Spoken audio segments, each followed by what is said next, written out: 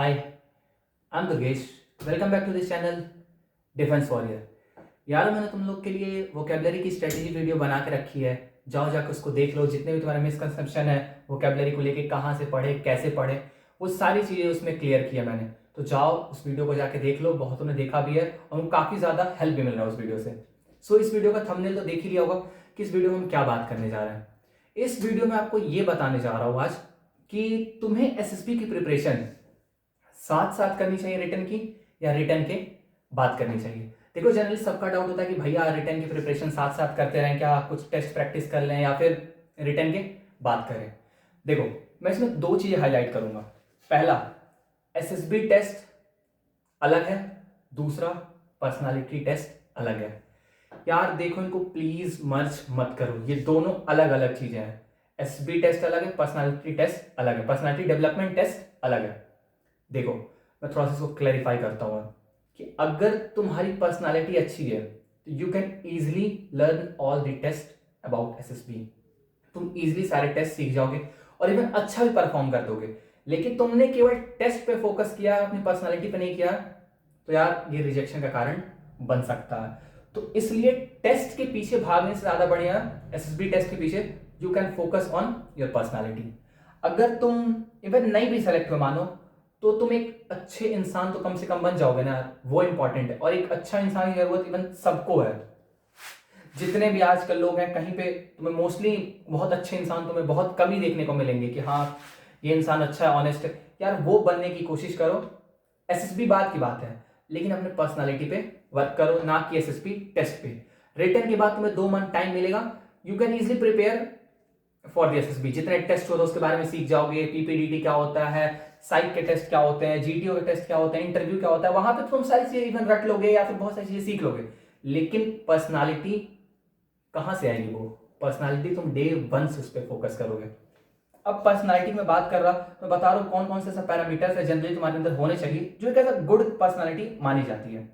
पहला, तुम डिसिप्लिन हो या नहीं, अपनी चीजों को लेके तुम डिसिप्लिन हो या नहीं, अपने टारगेट्स को लेके डिसिप्लिन हो या नहीं, या फिर अपने शेड्यूल को लेके तुम डिसिप्लिन हो या नहीं।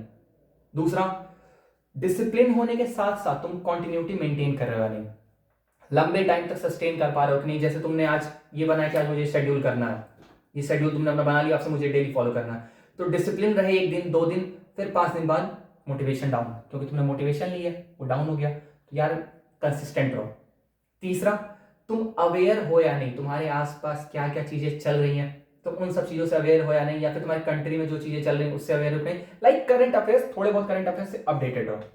चौथा, तुम्हारा नेचर कैसा, फ्रेंडली नेचर है, सेल्फ इंट्रोस्पेक्ट करो। फ्रेंडली नेचर है, रूड नेचर है, कैसा नेचर है, शॉर्ट टेम्पर्ड हो, बैड टेम्पर्ड हो, या फिर जो भी टेम्पर्ड हो, तुम उसको इंट्रोस्पेक्ट करो खुद को कि हाँ तुम्हारा नेचर कैसा है।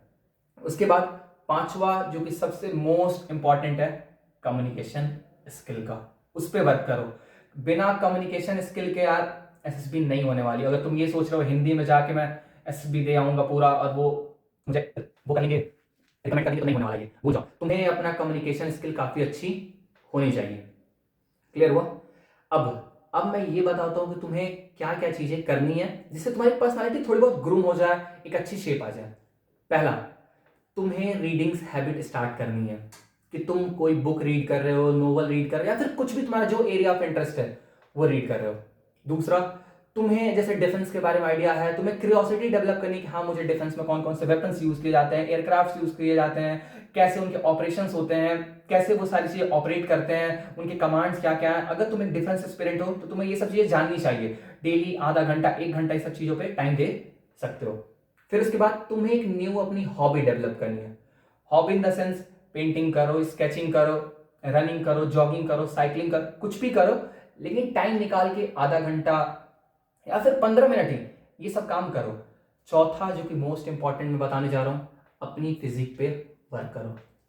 अगर तुमने रिटर्न क्लियर कर लिया, एसएसबी क्लियर कर लिया, लेकिन तुम जब वहां एनडीए पहुंचे और वहां का तुम अगर रगड़ा बियर नहीं कर पाए, तो तुम्हारी सारी मेहनत वेस्ट हो गई।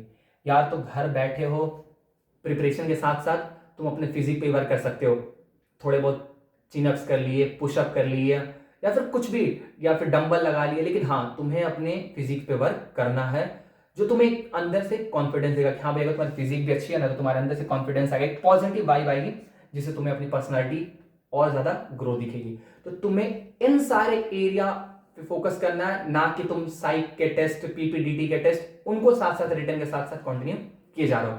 तुम अपनी पर्सनालिटी पे वर्क करो, तुम ऑटोमेटिकली बहुत अच्छा परफॉर्म कर लोगे एसएसपी के सारे टेस्ट में। या फिर तुम रिटर्न के बाद कोई कोचिंग ले रहे हो या फिर खुद से ही ऑनलाइन यूट्यूब वगैरह से सीख रहे हो तो तुम वहां पे बहुत अच्छा परफॉर्म कर लोगे अगर तुम गुड पर्सनालिटी हो तो।